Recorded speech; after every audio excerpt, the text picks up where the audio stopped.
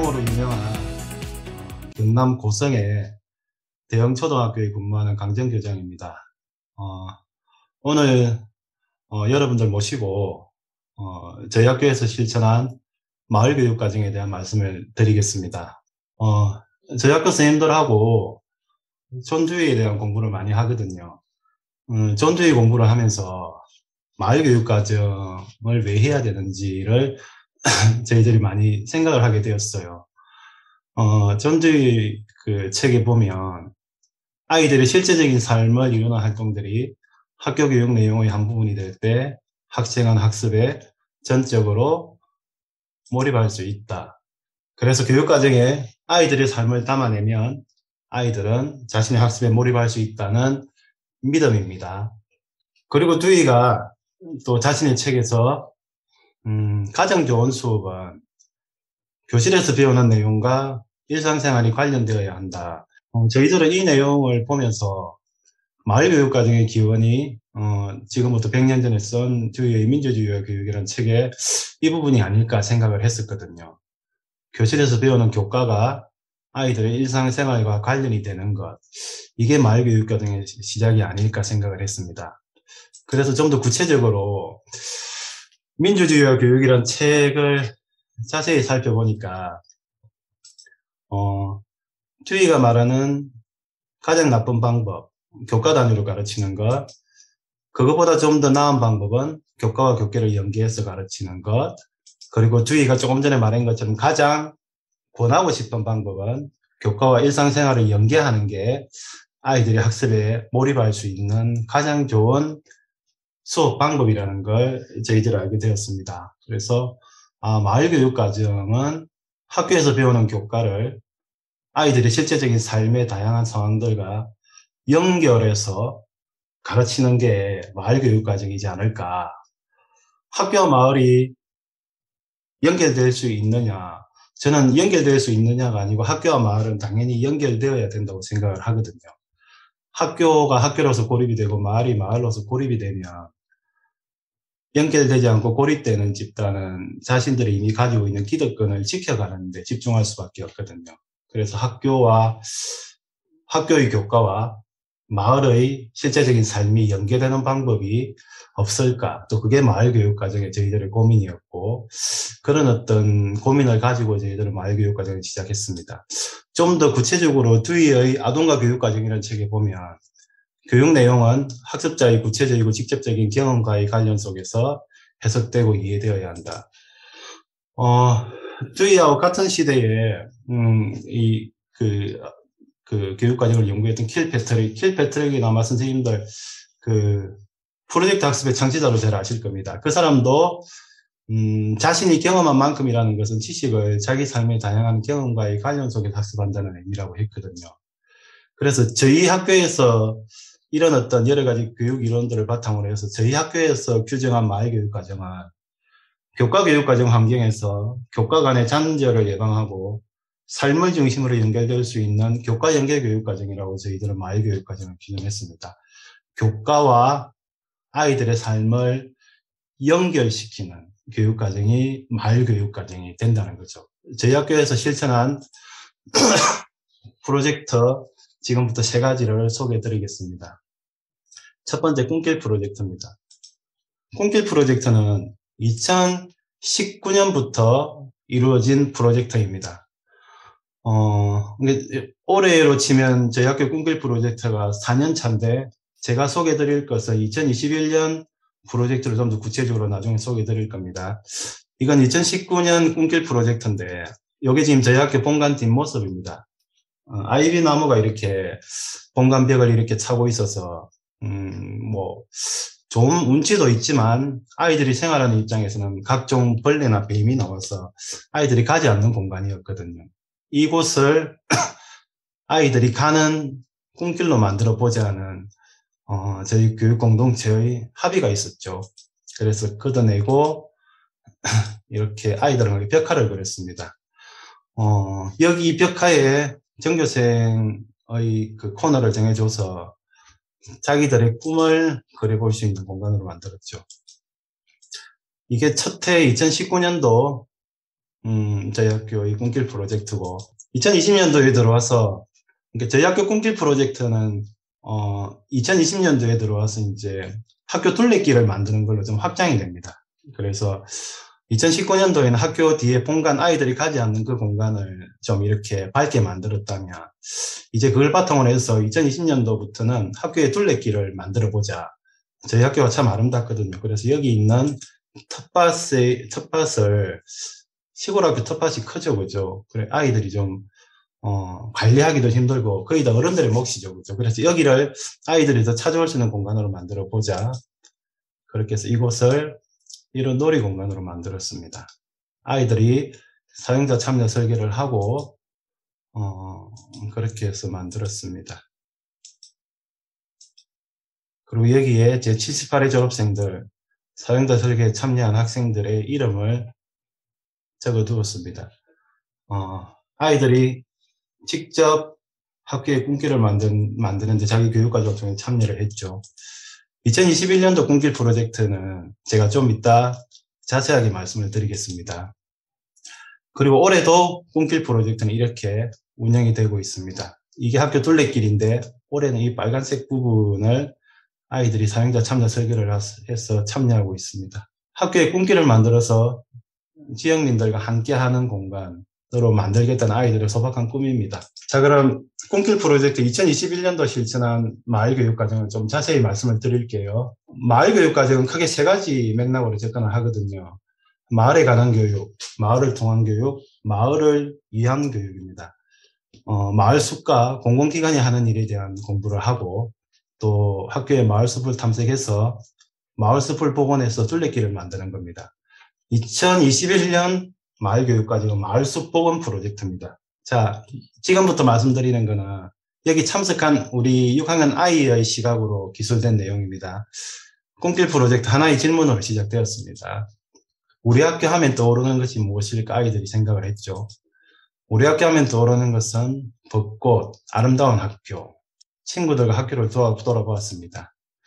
저희 학교는 봄 되면 벚꽃이 이렇게 학교 본관 맞은편 아름답게 핍니다. 한 70, 80년 된 수령이어서 벚꽃이 참 운치가 있습니다. 그리고 각종 이렇게 잘 조경된 나무들, 요렇게 아이들 쪼꼬송이 나무라고 하는 겁니다. 쪼꼬송이 닮았죠, 그죠? 그런데 바로 학교 밖을 나가보았습니다. 근데 이런 어떤 정리되지 않은 모습들, 각종 쓰레기, 이런 것들이 버려져 있죠, 그죠?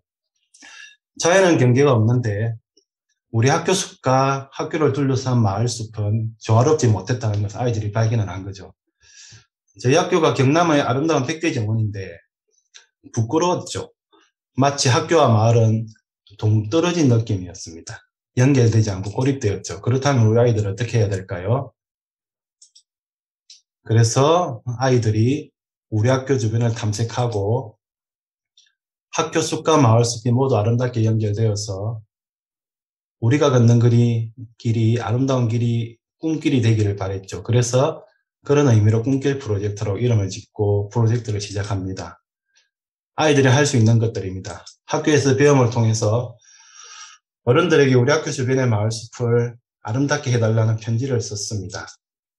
그리고 교과서를 살펴봐서 어떤 교과서를 가지고 재구성을 하면 될지, 그리고 관련된 원책 읽기도, 숲을 지킨 아이들이라는 원책 읽기도 하였습니다. 그렇게 해서 학교 주변의 문제점을 다시 한번 본격적으로 이렇게 쓰레기들, 버려진 농기구, 이런 부분들을 찾아갑니다. 그리고 모둠별로 해결하기 위한 방법을 이야기하고요. 숲을 보호하기 위한 토론과 주장하는 글도 썼습니다. 그리고 청원서를 만듭니다. 그리고 아이들의 청원서를 군수님께 전달하기 위해서 군수님을 수업에 초대를 합니다. 그리고 현장에 군수님을 직접 모시고 갑니다. 그래서 여기가 비포인데 여기가 어딜까요? 여기가 고인돌입니다. 애프터, 정리가 된 후의 모습입니다. 그리고 이렇게 버려진 농기구가 있던 곳이 이렇게 쭉 정리가 되었습니다. 그래서 마을 숲이 새롭게 정리가 되어서 평상에 할머니, 할아버지들 앉아 쉬고 계시고 아름다운 자연을 사기들을 즐길 수 있는 길이 생겼습니다. 우리 아이들이 배움을 통해서 변화시킨 겁니다. 한 달 동안 군수님에게 청원서를 전달하고 한 달 후에 다 변화된 환경들입니다. 배움을 통해서 사회가 변화될 수 있다는 걸 아이들이 알게 된 거죠. 우리 학생들 이런 생각을 했더라고요. 함께 이야기하며 공부할 내용을 찾았고 내가 살고 있는 학교와 마을의 문제를 해결하기 위해 우리가 하고 싶은 내용으로 공부를 했습니다. 우리가 이야기하고 생각한 것이 그날의 공부할 내용이었습니다. 우리 마을의 인물, 아름다운 자연을 대상으로 공부할 수 있어서 더 즐겁게 공부할 수 있었습니다. 아이들은. 그리고 우리 마을은 우리의 작은 관심과 노력으로 변했습니다. 아이들의 배움으로 변한 거죠. 어른들이 아이들의 말에 귀를 기울여 주었습니다. 아이들은 내가 무엇인가 했다는 생각이 들었고 우리가 우리 마을의 숲을 만들었다는 자부심이 생겼습니다.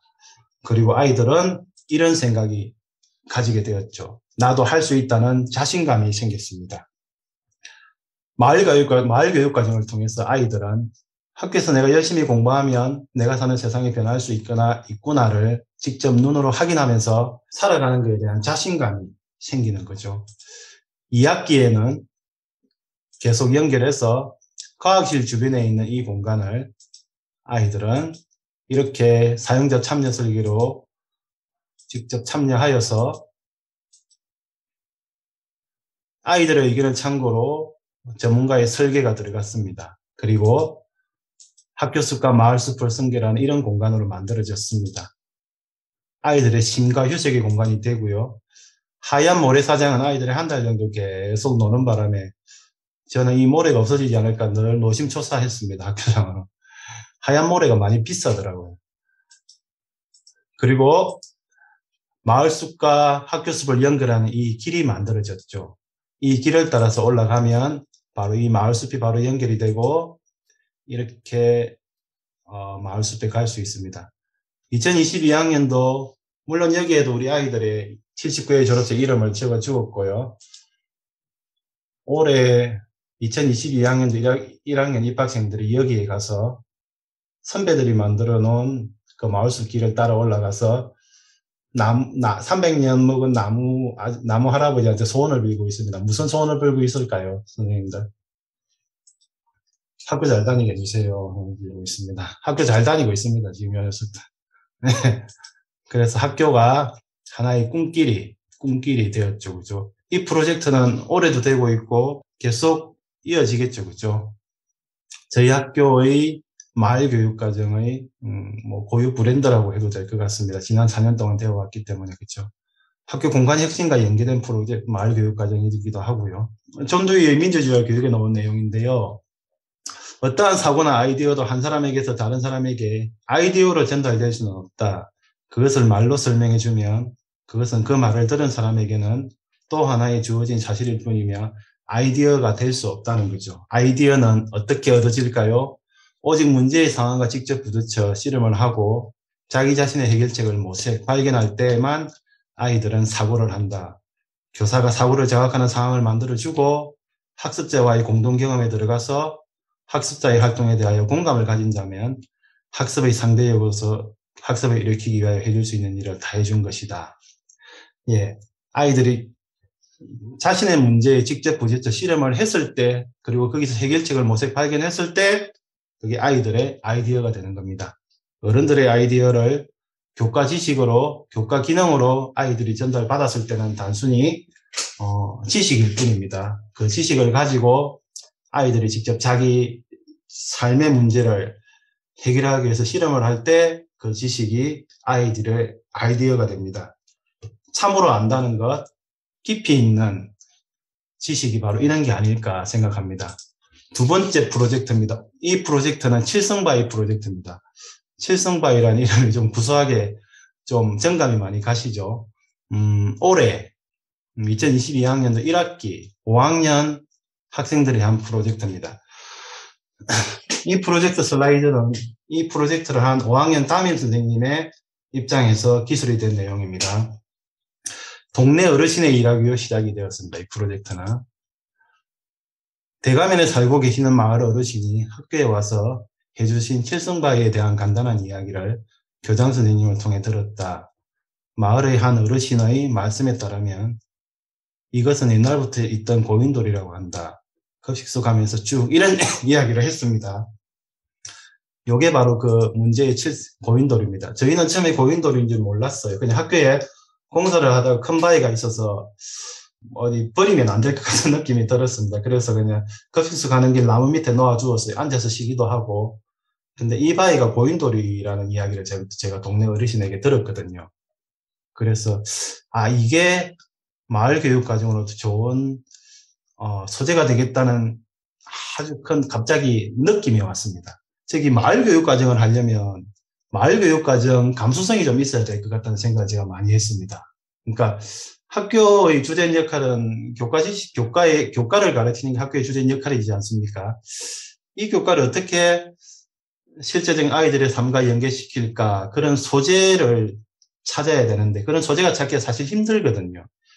그 소재를 찾아야 교과와 그 소재를 연결을 하지 않습니까? 그 소재를 찾는 거는 그 마을교육과는 감수성인 것 같아요. 그래서 그런 부분이 많이 필요하지 않을까.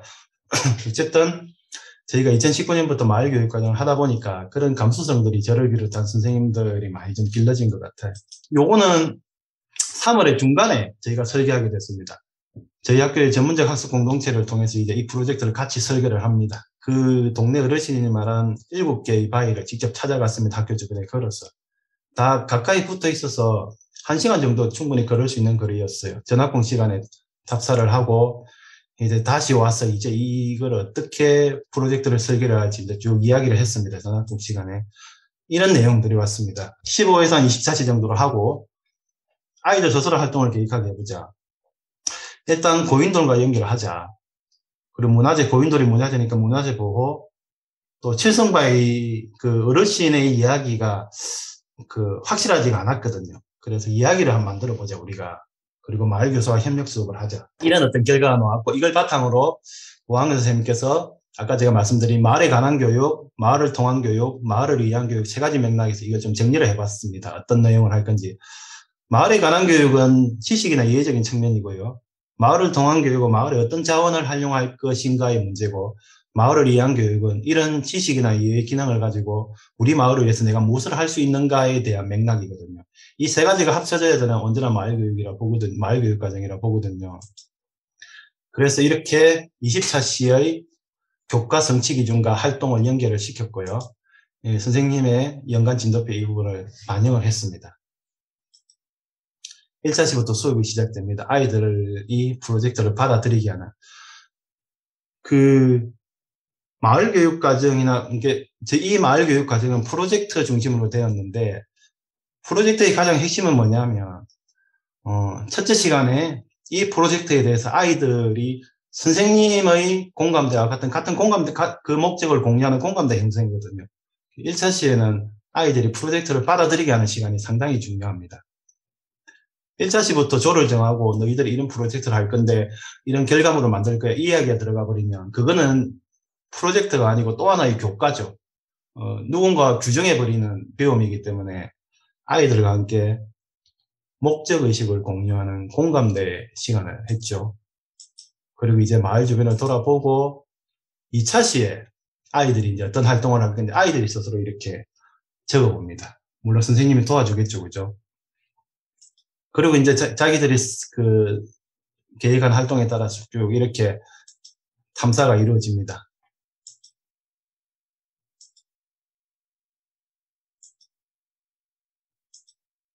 이게 바위의 둘레를 소아과의 성취 기준과도 관계 있습니다. 소감도 한번 적어보고 쓰레기도 줍고 그래서 아이들이 둘러본 7개의 칠성바위 찾은 겁니다. 앱으로 저희가 정리를 했는데 한번 보실까요? 저는 이 칠성바위가 좀 북두칠성 모양으로 나왔으면 좋겠다는 기대를 가졌는데 그렇지는 않았습니다.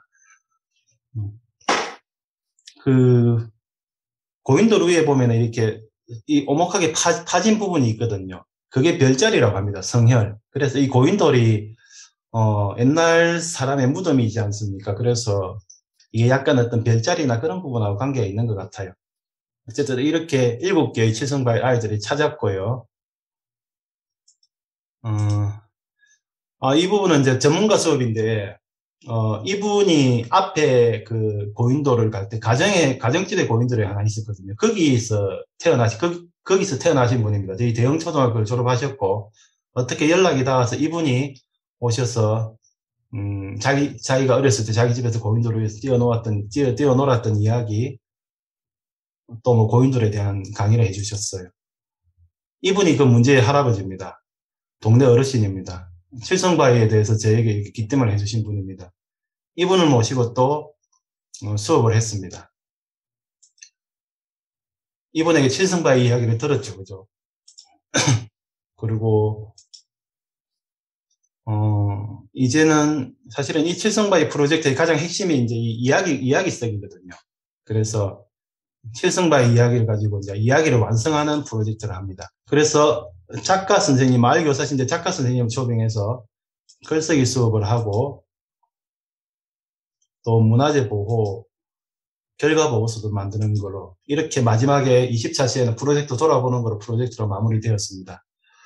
이 프로젝트는 현재에는 그 출간 프로젝트로 연결이 됩니다. 1학기 때 아이들이 쓴 칠성바위 이야기 있죠. 그걸 다듬고 거기에 사파를 넣어서 이제 우리 보통 아이들 연말 되면 이렇게 이런 학급 문집을 만들지 않습니까? 그죠? 그 학급 문집 대신에 이 칠성바위 이야기를 만드는 프로젝트로 연결이 되고 있습니다. 이게 칠성바위 이야기가 마을 교육과정으로 어떤 의미가 있냐 하면요. 아이들은 칠성바위를 찾아다니면서 바위만 본 것이 아니라 마을 어른들을 만나고 마을의 다양한 곳을 살펴보고 마을의 이야기를 듣고 문제를 찾고 해결책도 제시하면서 아이들은 마을 속에서 많은 것을 배운 것 같습니다. 아이들에게 이제 고인돌은 그냥 돌이 아닌 자신들의 이야기에 담긴 상상의 나래 속에 있는 의미 있는 가치 있는 돌이 되었죠. 그냥 지나쳐가던 돌이 이제 의미 있는 돌이 되었죠. 그죠? 아이들에게 이제 고인돌은 내가 그의 이름을 불러주었을 때 그는 나에게로 와서 뭐가 되었겠습니까, 선생님들? 예, 돌이 되었습니다. 아이들에게는 의미 있는 돌이 되었죠. 그죠? 자, 제가 다시 뒤에 이야기가 옵니다. 학교는 지역사회와 동일한 모습을 띄어야 한다.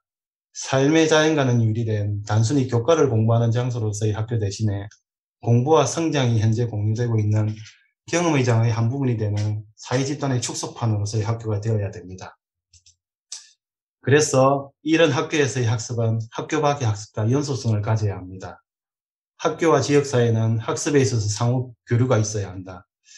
학습의 필요성을 부여하고 보람을 안겨주는 사회적 환경이 없을 때 학교는 고립됩니다. 이 고립으로 말미암아 학교에서 배우는 지식은 삶에 적용될 수 없게 되고 따라서 인격에 아무런 영향을 미칠 수 없게 되죠. 고립되고서 교육의 가능성을 이야기하는 것은 어불성설입니다.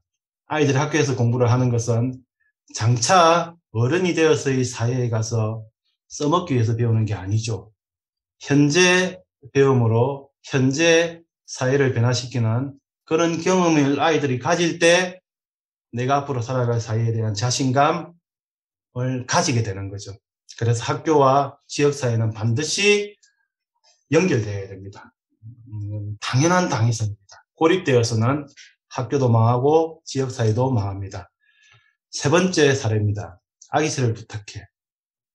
이 사례는 새 학교가 같이 한 공동교육과정, 학교와 마을이 연결되기도 하지만 우리 학교와 다른 학교와 연결되기도 하죠. 그죠? 그래서 학교와 학교의 연결까지 추가된 공동교육과정의 사례입니다. 제목은 아기새를 부탁해입니다. 저희 학교 강당의 모습입니다. 유리에 새가 붙어 있죠. 그죠? 왜 붙어 있는지 선생님들 아시죠? 새들이 여기에 유리에 와서 많이 부딪혀서 죽습니다. 너무 많이 죽어서 일주일에 거의 한두 건꼴로 죽어서 아이들하고 새를 묻어주다가 아이들에게 얘들아 우리가 새가 좀 죽지 않게 하는 방법이 없을까? 거기에서 시작된 프로젝트입니다. 마을교육과정입니다. 재정부 선생님 고성사랑 상課마을에 관한 교육은 마을을 통한 교육은 재정부 커뮤니티 센터라는 것을 활용하고요. 마을을 위한 교육은 새집을 만들고 고성사랑 상품권을 만드는 겁니다. 새 학교에서 각각의 프로젝트를 설계를 합니다. 그리고 각자 재정고 선생님은 참고로 말씀드리면 서울의 청계천이 허물어질 때 그 빈민들을 데리고 경기도 시흥에 가서 우리나라 최초로 집을 지어주는 운동을 하신 분입니다. 그래서 그 선생님의 가르침을 본받기 위해서 우리 아이들은 새해에 새집을 만들어주는 그런 어떤 컨셉으로 연결된 프로젝트입니다. 이렇게 새집을 만들고 또 인근에 있는 철성초에서도 또 새집을 만듭니다. 각자의 교육과정이 공동의 설계를 해서 각자 설계한 교육과정을 가지고 각자 설진을 하고 공동의 접점이 있는 부분에서 만나서 이렇게 여기는 이제 재정부 센터에 가서 직접 새집을 다는 경험을 합니다. 작년에 이 공동교육과정을 새 학교가 있는데 하면서 공동교육과정을 하는 어떤 그 절차를 저희들의 경험을 바탕으로 이렇게 좀 한번 패턴화 시켜봤어요. 공감대를 형성하고 파트너 교사를 섭외 제안하고 구체적 아이디어를 협의하고 각자의 교사 교육과정에 반영하여 설계하고 공동교육과정은 온라인으로 만나는 날, 오프라인으로 만나는 날 실천을 하고 평가 완료를 한다. 이런 6가지 패턴을 저희가 만들었고요. 올해 또 여전히 공동교육과정을 다른 마을교육과정 주제로 하고 있고 저희 고성에는 공동교육과정이 9개 정도 사례로 이루어지고 있습니다. 마을교육과정은 그 지역에 있는 마을의 어떤 그 내용이니까 인근에 있는 학교하고 어떤 공동의 어떤 관심사가 될 수 있습니다. 그러면 자연스럽게 공동교육과정으로 이렇게 확대가 될 수 있죠. 그죠?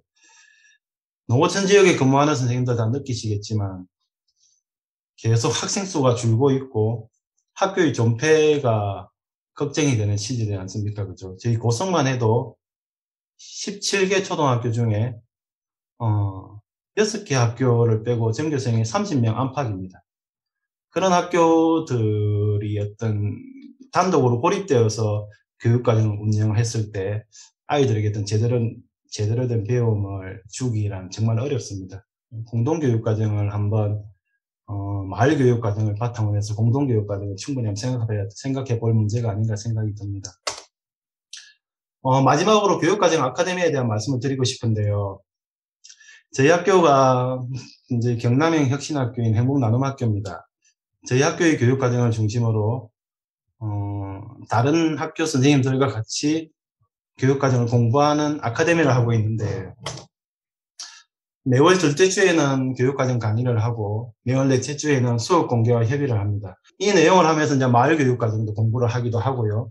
공동교육과정 공부를 하는데 이렇게 선생님들이 같이 모여서 공부하고 수업 공개를 하면서 자연스럽게 앞에 말한 공동교육과정이 이루어졌습니다.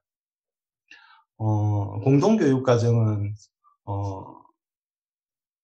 선생님들이 같이 모여서 협의할 수 있는 교육과정 플랫폼이 반드시 전제되어야 그걸 바탕으로 거기에 모인 선생님들이 같이 자기의 교육과정을 서로 내어놓고 얘기를 나누면서 각자의 교육과정에 접점을 찾아보고 그 접점을 가지고 공동 설계해서 공동교육과정이 이루어지는 거거든요. 그래서 이런 교육과정 아카데미가 교육과정 플랫폼으로서 일반화되면 선생님들의 마을교육과정은 물론이고 공동교육과정에도 충분하게 큰 도움이 되지 않을까 생각을 합니다. 여기까지입니다. 제가 일찍 빨리 말씀을 드렸죠. 교수님 잘했죠? 네, 이상입니다. 고맙습니다.